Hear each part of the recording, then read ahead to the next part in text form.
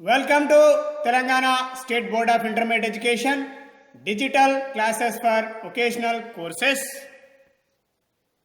I am M. Narasimha Reddy, MCom Gold Medal in Taxation from Kakatiya University, CGL in Vocational Accounting and Taxation, Government Junior College, Sirpur Kagaz Nagar, District Komarambim, Asifabad. Learning objectives. First one is types of audit. Second one is different types of auditing methods. Third one is features of audit program. Fourth one is merit and demerits of audit program. అభ్యసనం చేయవలసిన విషయాలు. ఒకటవది ఆడిట్లలోని రకములు. రెండవది వివిధ auditing పద్ధతులు.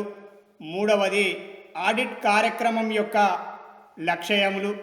నాలుగవది audit కార్యక్రమం యొక్క ప్రయోజనాలు మరియు లోపాలు. Auditing to unit 3 types of audit part B digital class. Auditing to unit 3 audit రకములు పార్ట్ బి డిజిటల్ క్లాస్. ఇక విషయానికి వచ్చినట్టయితే గత పార్ట్ ఏ డిజిటల్ క్లాస్ నందు మనము ఆడిట్ కార్యక్రమం గురించి తెలుసుకొని ఉన్నాం. ఆడిట్ కార్యక్రమాన్ని ప్రారంభించేటువంటి ముందు ఆడిటర్ తయారు చేసుకోవాల్సినటువంటి ప్రణాళిక ఏదైతే ఉందో ఆ ప్రణాళికనే మనం ఆడిట్ కార్యక్రమం అంటామని తెలుసుకొని ఉన్నాం. అదేవిధంగా ఈ పార్ట్ బి డిజిటల్ క్లాస్ నందు ఆడిట్ రకంల గురించి మనం తెలుసుకోబోతున్నాం. ఇక విషయానికి వచ్చినట్టయితే సంస్థ అవసరాలు, ఆర్థిక స్తోమత, కాల వ్యవధిని బట్టి అనేక రకాలుగా ఉంటుంది. ఆడిట్ను ప్రధానంగా 2 రకాలుగా వర్గీకరించవచ్చును. అవి అంటే సంస్థ యొక్క అవసరాలను బట్టి, ఆర్థిక స్తోమతను బట్టి, కాల వ్యవధిని బట్టి ఆడిట్ అనేది అనేక రకాలుగా ఉంటుంది. ప్రధానంగా ఆడిట్ను 2 రకాలుగా వర్గీకరించడం అనేది జరిగింది. అందులో ఒకటవది వ్యవస్థ నిర్మాణ ప్రాతిపదికను బట్టి on the basis of organisational structure. Second one is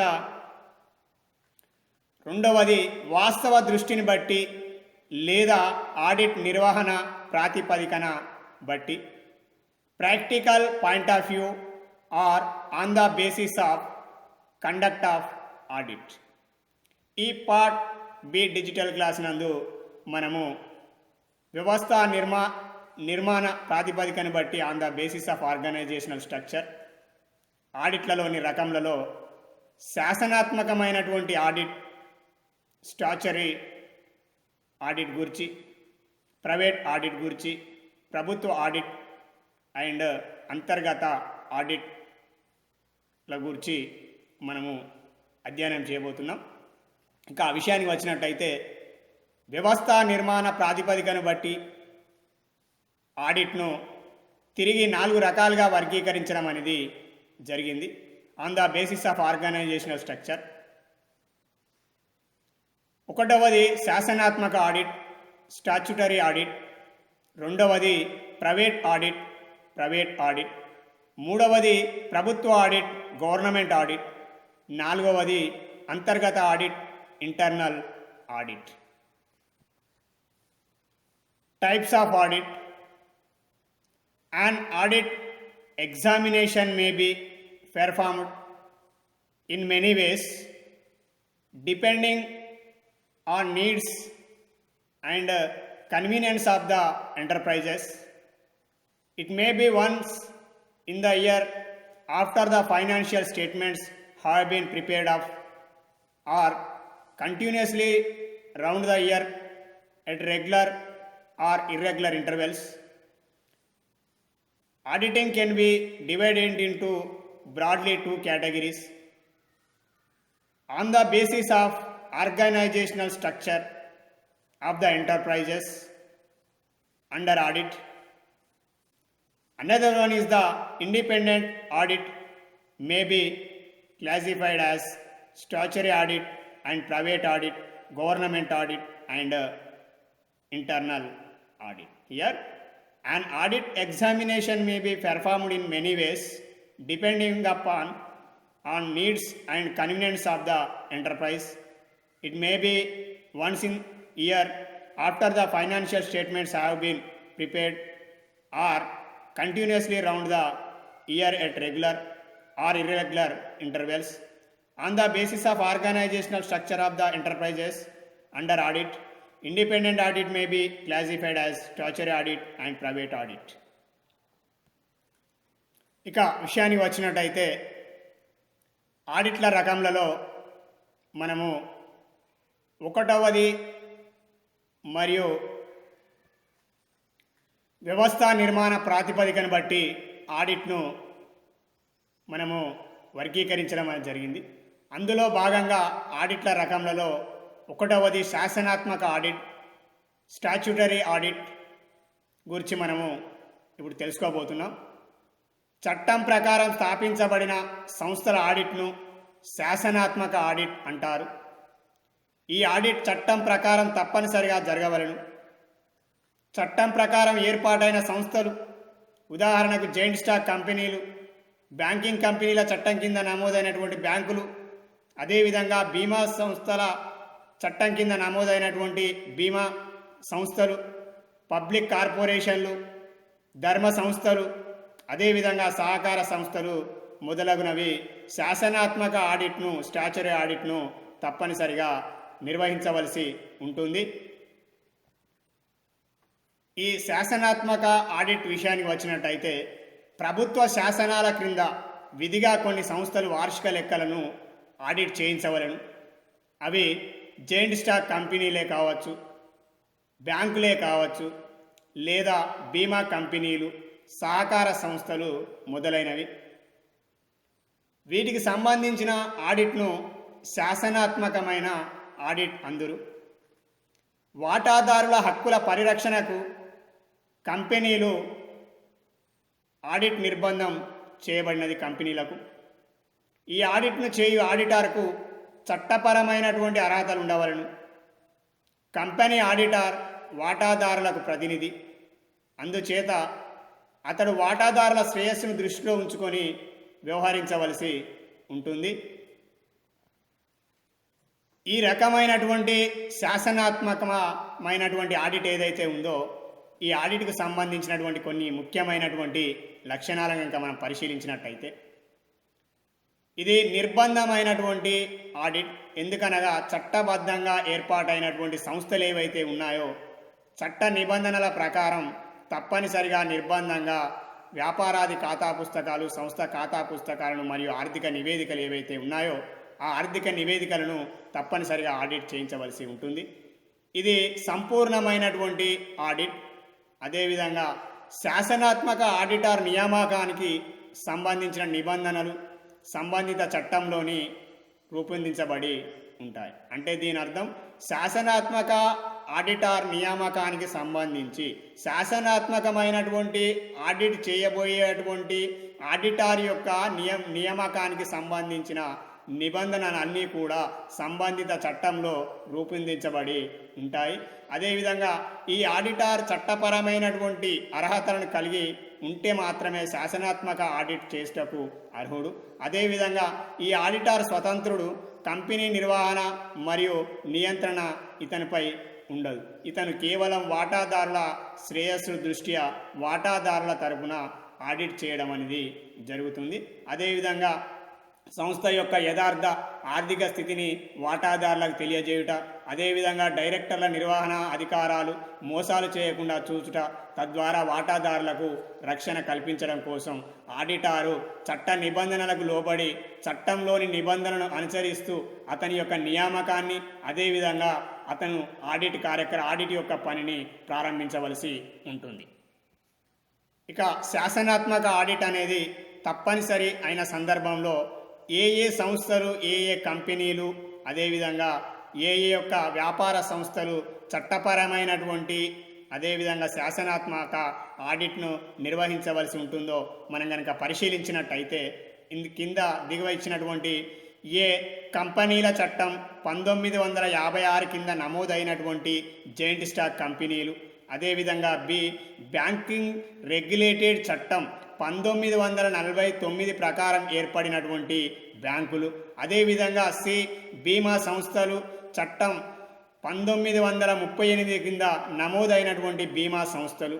అదేవిధంగా డి వివిధ చట్టాల క్రింద నమోదైనటువంటి కోఆపరేటివ్ సొసైటీస్ సహకార సంస్థలు. అదేవిధంగా వివిధ చట్టాల కింద నమోదైనటువంటి ధర్మ సంస్థలు.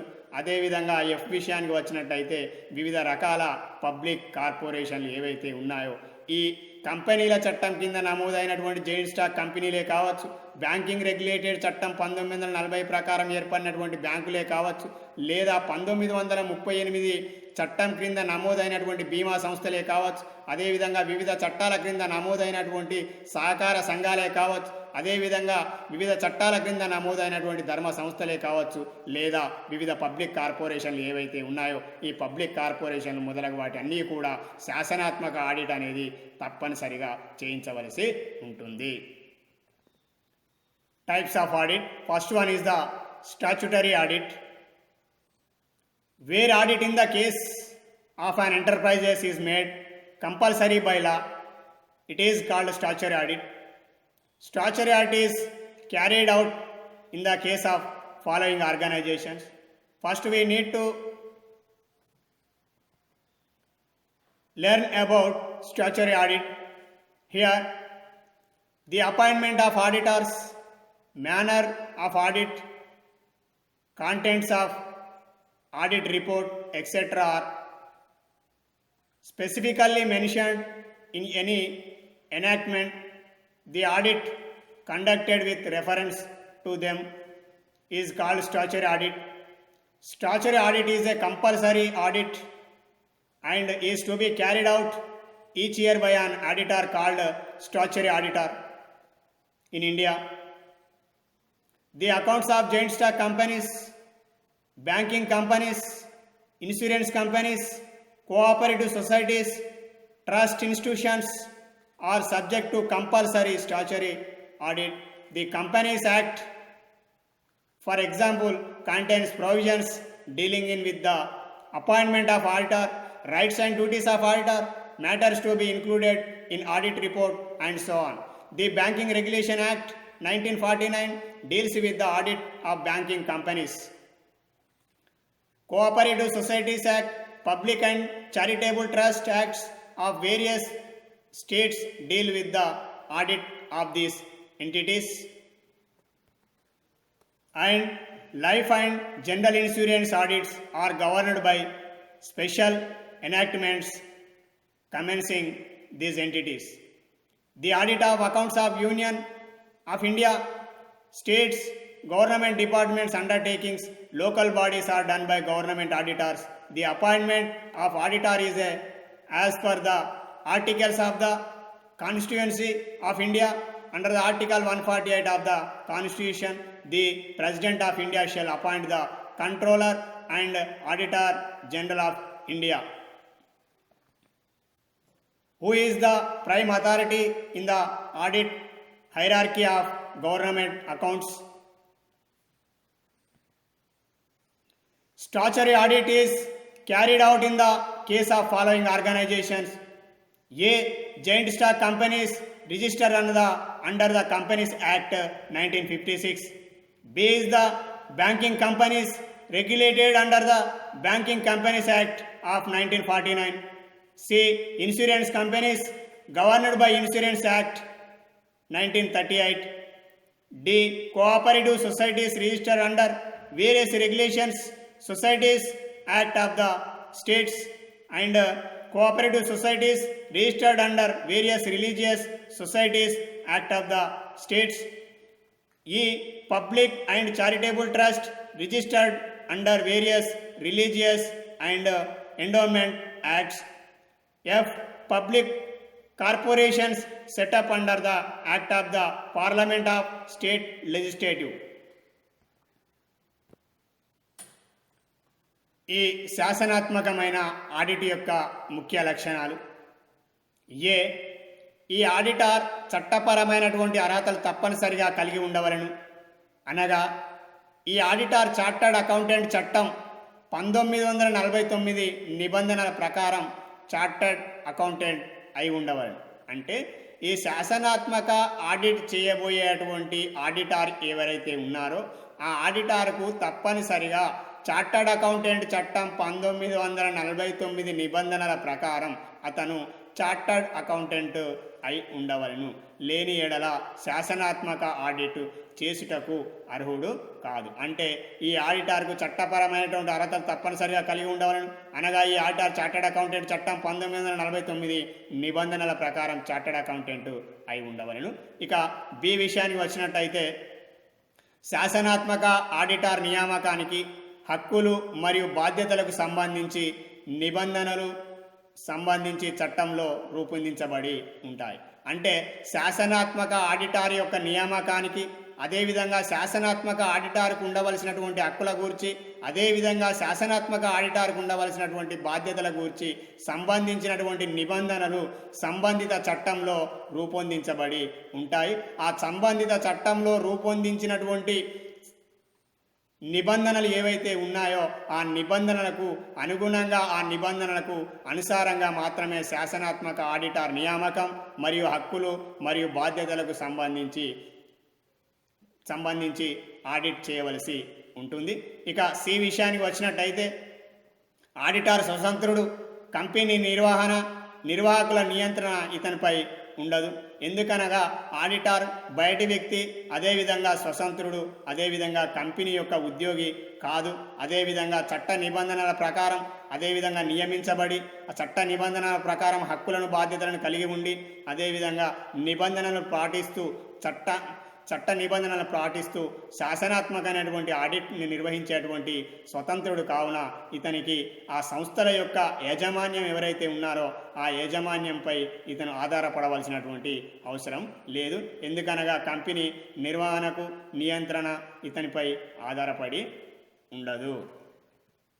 ఇక డి విషయానికి వచ్చినట్టయితే ఇది నిర్బంధమైనటువంటి మరియు సంపూర్ణ ఆడిట్ మధ్యలో వదిలివేయుటకు అవకాశం అనేది లేదు. ఎందుకనగా చట్టపరంగా చట్ట నిబంధనల ప్రకారం ఆడిటర్ నియామకం, అదేవిధంగా హక్కులు బాధ్యతలు ఏ విధంగానైతే ఉన్నాయో ఆ శాసనాత్మక ఆడిట్ను చేయించేటువంటి సంస్థలు ఏవైతే ఉన్నాయో ఆ సంస్థలు నిర్బంధంగా ప్రతి సంవత్సరం వ్యాపార ఖాతా పుస్తకాలను లేదా సంస్థ ఖాతా పుస్తకాలను లేదా ఆర్థిక నివేదికలను తప్పనిసరిగా ఆడిట్ చేయించవలసి ఉంటుంది.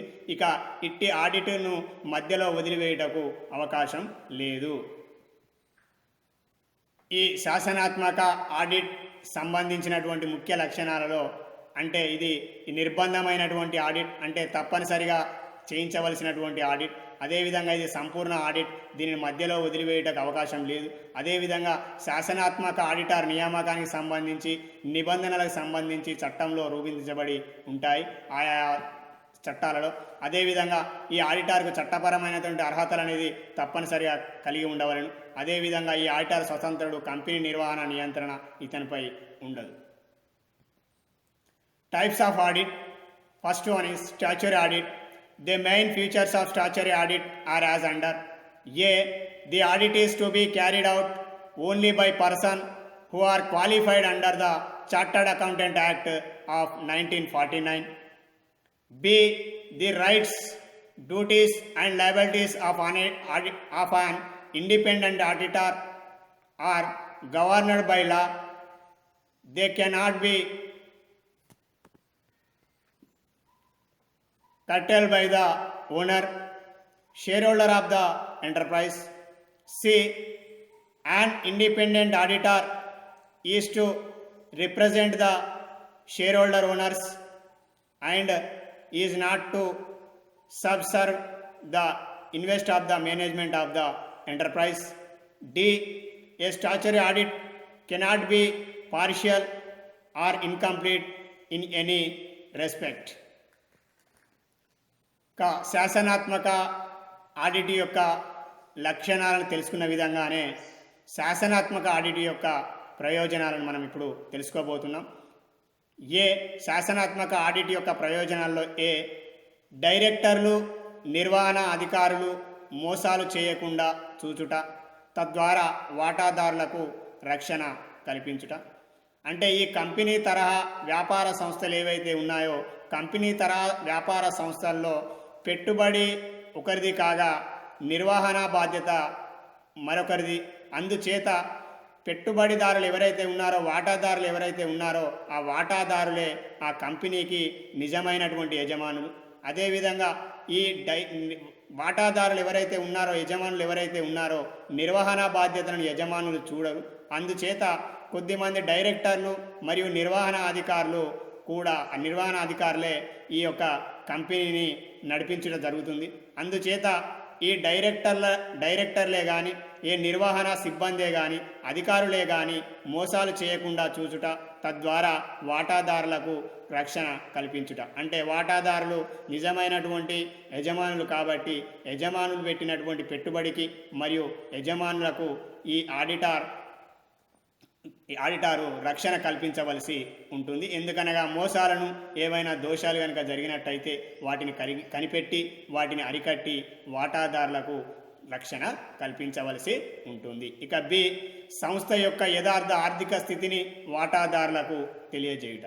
అంటే ఒక నియమిత కాలంలో ఆడిటర్ చేపట్టినటువంటి ఆడిట్ వల్ల ఆ సంస్థ యొక్క యథార్థ ఆర్థిక స్థితిని వాటాదారులకు తెలియజేయవలసి ఉంటుంది. అంటే యథార్థ ఆర్థిక స్థితి అనేటువంటి పదానికి అర్థం వ్యాపార సంస్థ కలిగి ఉన్నటువంటి వివిధ రకాలమైనటువంటి ఆస్తులే కావచ్చు, లేదా వివిధ రకాలైనటువంటి అప్పులకు సంబంధించినటువంటి విలువలు ఏవైతే ఉన్నాయో ఆ విలువలు వాస్తవంగా చూపించుతున్నది లేనిది, అదేవిధంగా మూల్యాంకనము చేసి సరి అయినటువంటి విలువలను వాటాదారులకు తెలియజేయవలసినటువంటి అవసరం అనేది ఉంటుంది. ఈ ఆర్థిక స్థితిగతులు అంటే ఆస్తి అప్పుల పట్టిలో పొందుపరిచినటువంటి ఆస్తుల విలువలనే కానీ, అప్పుల విలువలే కానీ సరి అయినటువంటి మూల్యాంకనం చేసి సంస్థ యొక్క వాస్తవమైనటువంటి యథార్థ ఆర్థిక స్థితిని కనుగొని వాటాదారులకు తెలియజేయవలసినటువంటి అవసరం అనేది ఉంటుంది.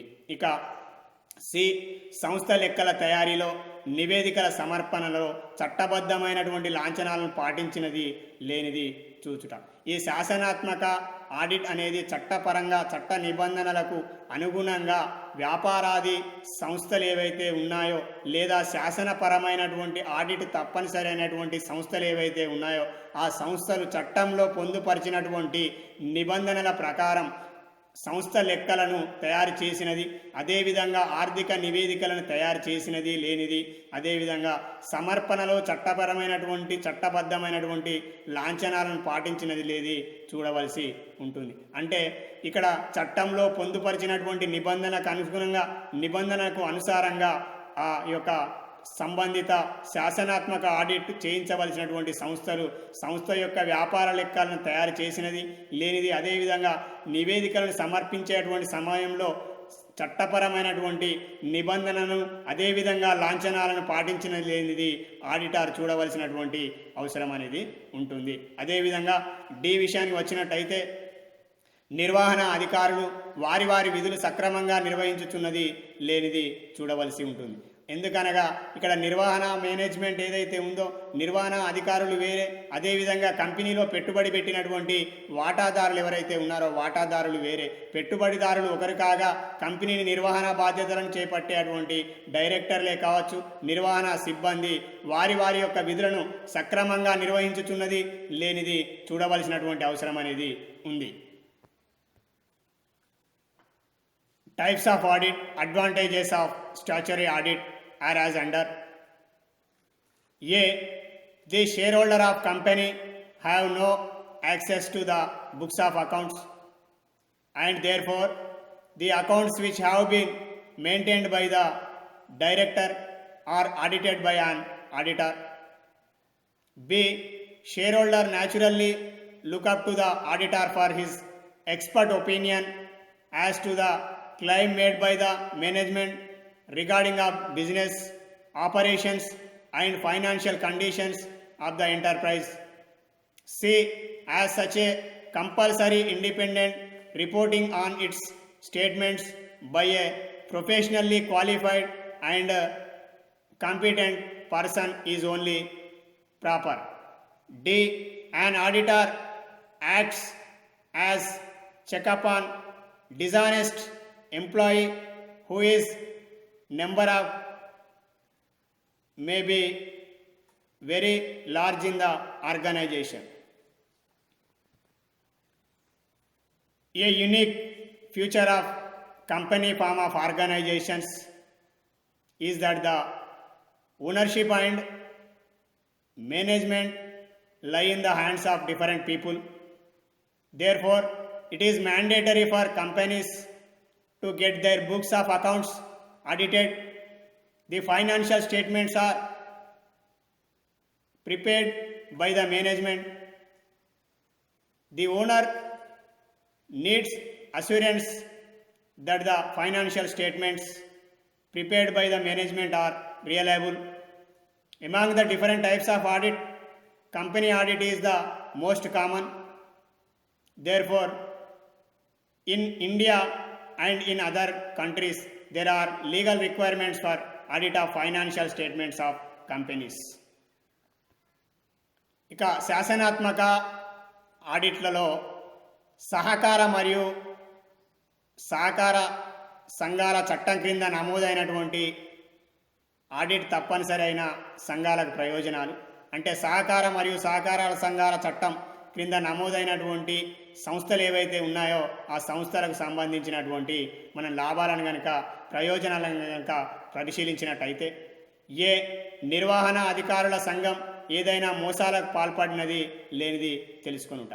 అంటే కోఆపరేటివ్ సంస్థల్లో పనిచేసేటువంటి సిబ్బంది అదేవిధంగా డైరెక్టర్లు కనుక ఏవైనా మోసాలు లేదా ఏవైనా ద్రోహాలు చేసినట్టయితే, ద్రోహాలకు పాల్పడినట్టయితే, నిర్వహణాధికారులు సంఘం ఏదైనా మోసాలు పాల్పడినది లేది తెలుసుకున్నటకు ఆడిట్ చేయడం ద్వారా మనం తెలుసుకున్నటకు అవకాశం కలదు. ఇది ఒక ప్రయోజనం.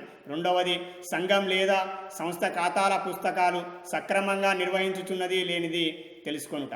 అంటే సంఘంలోని సిబ్బంది అదేవిధంగా సంఘంలోని సంస్థలోని డైరెక్టర్లు ఎవరైతే ఉన్నారో ఆ డైరెక్టర్లు ఆ సంస్థకు సంబంధించినటువంటి ఖాతా పుస్తకాలు సక్రమంగా నిర్వహించుచున్నది లేనిది తెలుసుకొనుట ఈ ఆడిటింగ్ చేయడం ద్వారా మనకు తెలుసుకొనుటకు అవకాశం కలదు.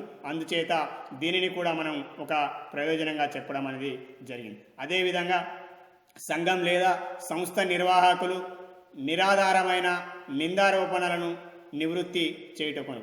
అంటే సంఘంలోని డైరెక్టర్లే కావచ్చు లేదా సంఘంలోని సిబ్బందే కావచ్చు, ఏవైనా నిరాధారమైనటువంటి ఆరోపణలు కనుక ఎదుర్కొన్నట్టయితే ఆడిటర్ చేత ఆ సంస్థ యొక్క ఖాతా పుస్తకాలను ఆడిట్ చేయడం ద్వారా అట్టి ఆడిటర్ చేసినటువంటి నివేదికల ద్వారా వారికి ఉన్నటువంటి సందేహాలను నివృత్తి చేయుటకు అదేవిధంగా వారిపై వచ్చినటువంటి నిరాధారమైనటువంటి నిందారోపణలు ఏవైతే ఉన్నాయో వాటిని మనము నివృత్తి చేసుటకు అవకాశం కలదు.